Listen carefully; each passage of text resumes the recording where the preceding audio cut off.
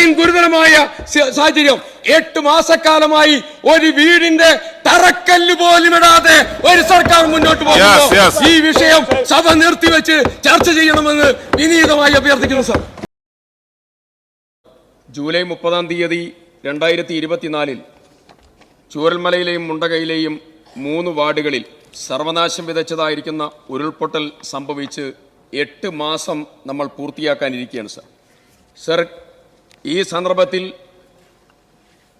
ഉഴുതുണിക്ക് മറുതുണിയില്ലാതെ സർവവും നഷ്ടപ്പെട്ട ദുരന്തബാധിതർ ഇപ്പോഴും തങ്ങളുടെ ജീവിതം വീണ്ടെടുക്കാനുള്ള നെട്ടോട്ടത്തിലാണ് സർ.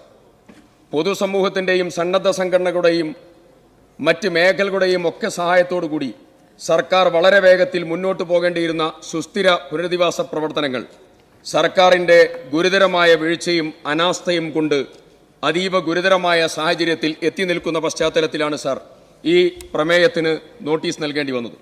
സർ, കേന്ദ്രത്തിൻ്റെ നടപടികൾ കണ്ടാൽ ഇന്ത്യയിലല്ലേ നമ്മൾ എന്ന് തോന്നിപ്പോകുന്ന അതീവ ഗുരുതരമായ സാഹചര്യം. നമ്മൾ ആവശ്യപ്പെട്ട അടിയന്തര സഹായം അവർ തന്നില്ല.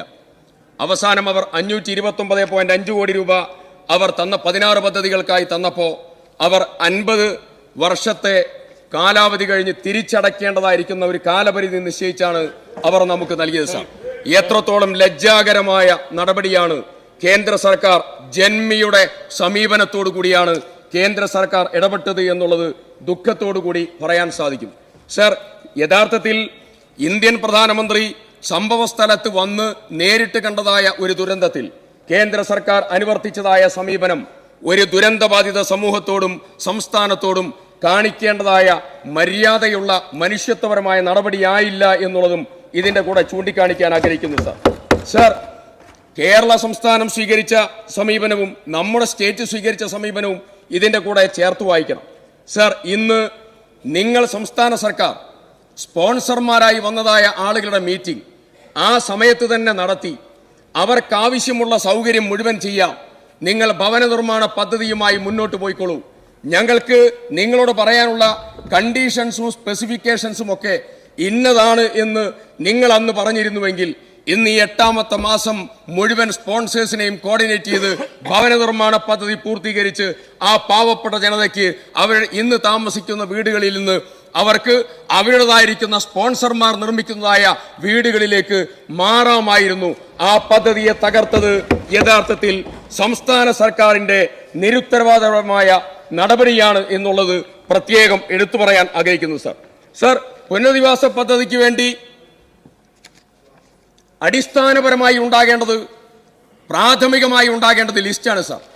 ഞാൻ ചോദിക്കുന്നു, ബഹുമാന്യനായ മറുപടി പറഞ്ഞ പ്രിയ സ്നേഹിതൻ മന്ത്രിയോട് ചോദിക്കുന്നു, 8 മാസക്കാലമാകാറായിട്ട് പുനരധിവാസത്തിന്റെ ലിസ്റ്റ് പൂർത്തീകരിക്കാൻ അങ്ങയുടെ നേതൃത്വത്തിൽ ബഹുമാനയുടെ മുഖ്യമന്ത്രിയുടെ നേതൃത്വത്തിലുള്ള ഗവൺമെന്റിന് സാധിക്കാത്തത് ഏറ്റവും വലിയതായ പാളിച്ചയും അനാസ്ഥയുമാണ് സർ. ബേസിക്കായി വേണ്ടത്, അടിസ്ഥാനപരമായി വേണ്ടത് ഗുണഭോക്താക്കളുടെ പട്ടികയാണ്. ഈ പട്ടിക എന്തുകൊണ്ട് താമസിച്ചു? നിങ്ങളവിടെ ലോക്കൽ ബോഡി വിശ്വാസത്തിലെടുത്തോ, നിങ്ങൾ അവിടുത്തെ സർവകക്ഷി വിശ്വാസത്തിലെടുത്തോ, അവരൊരു ലിസ്റ്റ് ഉണ്ടാക്കി. ആ ലിസ്റ്റിന് ശേഷം ആ ലിസ്റ്റുമായി യോജിപ്പിച്ചുകൊണ്ട് അനുരഞ്ജനം നടത്തണമെന്ന് പറഞ്ഞു. നിങ്ങൾ ഇതിലേക്ക് കടന്നത് സർ മാസങ്ങൾക്ക് ശേഷമാണ്. ആ മാസങ്ങൾക്ക് ശേഷം നിങ്ങൾ ലിസ്റ്റ് ഉണ്ടാക്കിയപ്പോൾ ഇന്ന് സംഭവിച്ചിരിക്കുന്ന പ്രധാനപ്പെട്ട കാര്യം, ഫേസ് 1 43 പരാതികൾ, ഫേസ് 2A പൂർണ്ണമായിട്ടില്ല, ഫേസ് 2B 13-ാം തീയതി വരെ അതിന്റെ ആക്ഷേപം കേൾക്കുകയാണ്. പ്രാഥമികമായി ഉണ്ടാകേണ്ട 1ാമത്തെ ലിസ്റ്റ് പൂർത്തീകരിക്കപ്പെട്ടില്ല, 2ാമത്തെ ലിസ്റ്റ് പൂർത്തീകരിക്കപ്പെട്ടില്ല, 3ാമത്തെ ലിസ്റ്റിന്റെ ഹിയറിംഗും നടക്കുന്നതായ സാഹചര്യമാണ് സർ. ഒരു ദുരന്ത സ്ഥലത്ത് ഇങ്ങനെയാണോ മുന്നോട്ട് പോകേണ്ടത് എന്ന് സർക്കാർ ഗൗരവതരമായി ആലോചിക്കണം സർ. സർ, അവിടെ ഇടപെട്ടതായിരിക്കുന്ന ജില്ലാ പഞ്ചായത്ത് പ്രസിഡന്റ് വളരെ ശ്രമകരമായ ദൗത്യത്തിന് നേതൃത്വം കൊടുക്കുന്നവരാണ്. പഞ്ചായത്ത് ശ്രമകരമായ ദൗത്യത്തിന് നേതൃത്വം കൊടുക്കുന്ന ആളുകളാണ്. അവസാനം ഉൾപ്പെടാത്ത ആളുടെ പരാതി വന്നപ്പോൾ ബഹുമാന്യനായ മന്ത്രി അങ്ങ് തന്നെ പറഞ്ഞു, ഞങ്ങളല്ലേ ലിസ്റ്റ് ഉണ്ടാക്കിയത് മുഴുവൻ ജില്ലാ പഞ്ചായത്ത് പ്രസിഡന്റും ഗ്രാമപഞ്ചായത്തും ഒക്കെ ചേർന്ന് DDMA ആണ് ലിസ്റ്റ് ഉണ്ടാക്കിയത് എന്നങ്ങ് പറഞ്ഞു.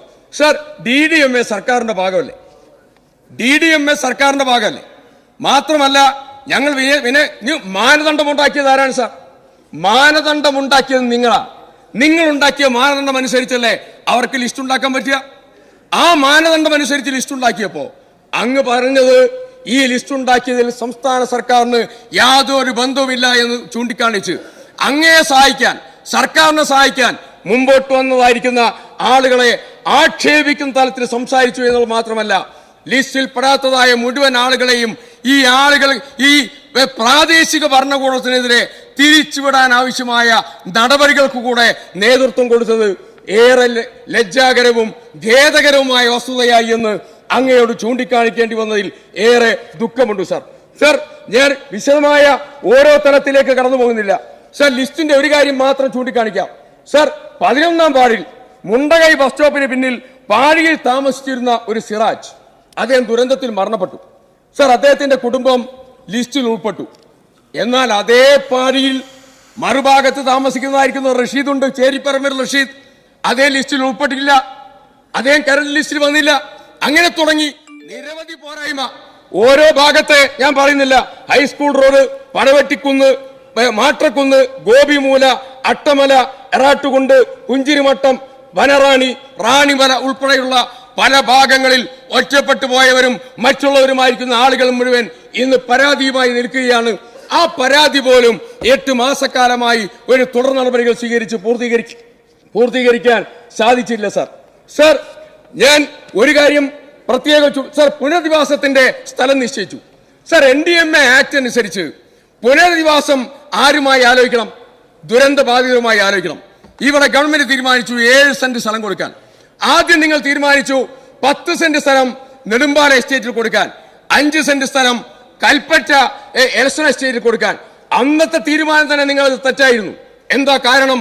ദുരന്ത ബാധിതരെ മാർക്കറ്റ് വിലയുടെ അടിസ്ഥാനത്തിൽ 2ആക്കി തിരിക്കാൻ അന്ന് നേതൃത്വം കൊടുത്തവരാണ് നിങ്ങൾ. അത് കഴിഞ്ഞ് ഇപ്പം നിങ്ങൾ തീരുമാനിച്ചു 7 സെന്റ് കൊടുക്കാൻ. നിങ്ങൾ ആലോചിക്കണം, അവിടെയുള്ളവർ 50 saint, 25 saint, 2.5 acre, 5 acre, 12 acre ഒക്കെയായി ജീവിച്ചതായിരിക്കുന്ന ആളുകളാണ്. അവർക്ക് ഞങ്ങൾ വളരെ ഗൗരവതരമായി സർക്കാരിന്റെ മുമ്പിൽ വെക്കുന്നു. നിർബന്ധമായും 10 സെന്റ് ഭൂമിയെങ്കിലും ഇല്ലാത്തതായ പുനരധിവാസം ഒരിക്കൽ പോലും മുന്നോട്ട് കൊണ്ടുപോകാൻ ആകില്ല. അത് ചെയ്യരുത്, പുനഃപരിശോധിക്കണം എന്ന് ബഹുമാനപ്പെട്ട മന്ത്രിയോട് ആവശ്യപ്പെടുകയാണ് സാർ. സാർ, ദുരന്തത്തിൽ നിരവധി ആളുകൾക്ക് പരിക്കേറ്റു. ആ പരിക്കേറ്റതായ ആളുകളുടെ തുടർ ചികിത്സ നിങ്ങൾ ആലോചിച്ച് നോക്കണം സാർ. ഫെബ്രുവരി മാസത്തിലാണ് അതിന്റെ ഒരു കരട് ഓർഡർ നിങ്ങൾ ഇറക്കുന്നത്. ഈ കഴിഞ്ഞ മാസം തുടർ ചികിത്സ സാർ, എത്ര ആളുകളെ ചികിത്സയ്ക്ക് ഞങ്ങൾ ആശുപത്രിയിലേക്ക് വിളിച്ചെന്നറിയോ?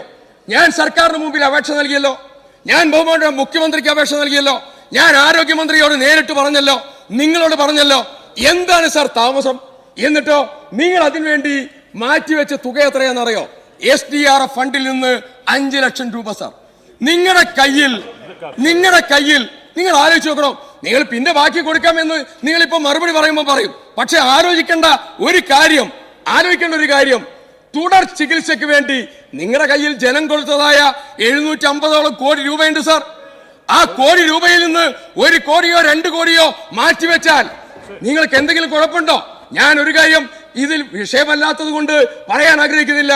ശരത് ലാലിന്റെയും കൃപേഷിന്റെയും കൊലപാതകളായ ക്രിമിനലുകൾക്ക് സംരക്ഷണം കൊടുക്കാൻ നിങ്ങൾ സർക്കാർ ഖജനാവിൽ നിന്ന് ചെലവഴിച്ചത് സർ 125 ലക്ഷം രൂപയാണ്. പാവപ്പെട്ട ദുരന്ത ബാധിതരുടെ ചികിത്സക്ക് നിങ്ങൾ ചെലവഴിക്കുന്ന തുക 5 ലക്ഷം. അതിനുള്ള മാനദണ്ഡം നിങ്ങൾ തീരുമാനിച്ചത് ഈ ഫെബ്രുവരി മാസത്തിൽ സാർ. ഒരു സർക്കാരിന്റെ സാന്നിധ്യം ഇവിടെയുണ്ടോ? ഒരു സർക്കാരിന്റെ ഏകോപനം ഇവിടെയുണ്ടോ? ഞാൻ ബഹുമാനപ്പെട്ട മന്ത്രിയോട് ചോദിക്കുന്നു സാർ, മുണ്ടകൈ ചൂരമല പ്രദേശത്ത് 85ഓളം വരുന്ന വ്യാപാരികളുണ്ട് സാർ. സാർ, അത് പറയുമ്പോ ഞാൻ അഭിമാനത്തോടു കൂടി ഒരു കാര്യം ചൂണ്ടിക്കാണിക്കുന്നു. ദുരന്തമുണ്ടായപ്പോ രാഹുൽ ഗാന്ധി വന്നു, പ്രിയങ്ക ഗാന്ധി വന്നു, പാണക്കാട് തങ്ങൾ വന്നു, പ്രതിപക്ഷ നേതാവ് വന്നു, മുഖ്യമന്ത്രി, മറ്റുള്ള മന്ത്രിമാരെല്ലാവരും വന്നിട്ടുണ്ട്. ഇല്ല എന്നുള്ളതല്ല, കുഞ്ഞാലിക്കുടി സാഹിബ് ഉൾപ്പെടെ എല്ലാവരും വന്നു.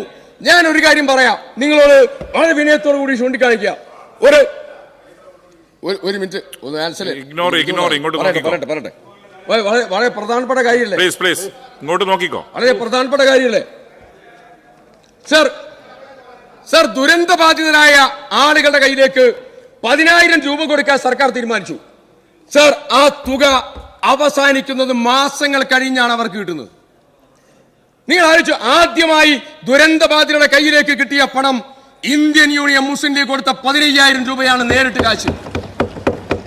ഇപ്പൊ അവസാനം നോമ്പിന്റെ സമയത്ത് കിറ്റ് അടക്കം കൊടുത്ത് എല്ലാത്ത വ്യാപാരികൾ അടക്കമുള്ള ആളുകൾക്ക് സാമ്പത്തിക സഹായം കൊടുത്ത് അവരുടെ സാന്നിധ്യം 100 വീട് രാഹുൽ ഗാന്ധി, 100 വീട് മുസ്ലിം ലീഗ്, മറ്റുള്ള ആളുകളെ വീടുകൾ, പദ്ധതികൾ, പരിപാടികൾ എല്ലാവരും ഉണ്ട്.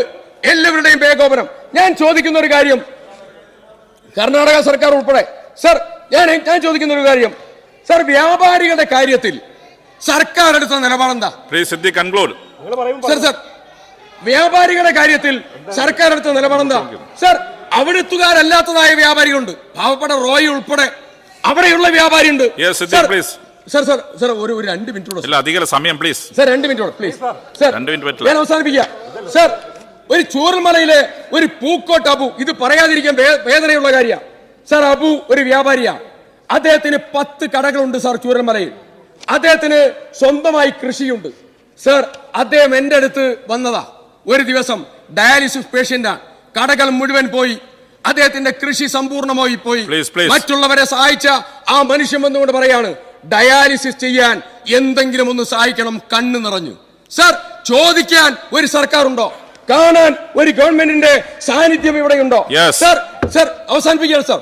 സർ, കൃഷിഭൂമി തകർന്നു, കാർഷിക വിളകൾ പോയി. അണ്ണയ്യൻ എന്ന് പറയുന്ന കർഷകന്റെ 88 ചാക്ക് കാപ്പി പോയി. സർ, എത്ര ആളുകളെ കൃഷിഭൂമി പോയി? സർക്കാർ എന്തു കൊടുത്തു എന്ന് നിങ്ങൾ കൃത്യതയോടുകൂടി മറുപടി പറയണം. സർ, മൈക്രോ പ്ലാന്റിനെ കുറിച്ച് അന്ന് പറഞ്ഞു, 6.5 കോടി രൂപ കുടുംബശ്രീ ആവശ്യപ്പെട്ടിട്ട് 5 പൈസ ഇതുവരെ കൊടുത്തില്ല. സർ, ലോഡുകളെ കുറിച്ച് കൺക്ലൂഡ് ചെയ്യാം. സർ, ലോണുകൾ സർ 300 രൂപ ദിനവത്ത.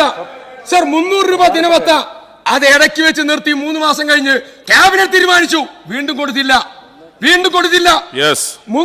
മറ്റൊന്ന്, ഇവരുടെ ലോണുകൾ സ്വീകരിച്ചില്ല. സർ, ഞാൻ അവസാനിപ്പിക്കാം. സർ, നിങ്ങളൊന്ന് ആലോചിച്ച് നോക്കണം. 8 മാസം കഴിയുമ്പോ ജീവനോപാധി തിരിച്ചു നൽകില്ല, ഭക്ഷണത്തിന്റെ കൂപ്പൺ കൊടുത്തില്ല, 300 രൂപ ദിനവത്ത നിർത്തി. വാട്ടർ അതോറിറ്റിയുടെ ബില്ല് വരിക ദുരന്തബാധിതർക്ക്, KCBയുടെ ബില്ല് വരികയാണ് ദുരന്തബാധിതർക്ക്. 6 മാസം കഴിയുമ്പോ കടങ്ങൾ ഒരു രീതിയിലും സർ, ഇത്രയും ഗുരുതരമായ സാഹചര്യം 8 മാസക്കാലമായി ഒരു വീടിന്റെ തറക്കല്ല് പോലും ഇടാതെ ഒരു സർക്കാർ മുന്നോട്ട് പോകുന്നു. ഈ വിഷയം സഭ നിർത്തിവെച്ച് ചർച്ച ചെയ്യണമെന്ന് വിനീതമായി അഭ്യർത്ഥിക്കുന്നു. സർ, ബഹുമാനപ്പെട്ട റവന്യൂ ഭവന നിർമ്മാണ വകുപ്പ് മന്ത്രി. സാർ, ദുഃഖത്തോടെയാണ് ബഹുമാനപ്പെട്ട അംഗം ഇത് അവതരിപ്പിച്ചതെന്ന് അദ്ദേഹം തന്നെ സൂചിപ്പിച്ചു. സാർ, അതിനേക്കാൾ ദുഃഖത്തോടെയാണ് ഒരു സഹപ്രവർത്തകനായി അവിടെ നിന്ന ഒരാൾ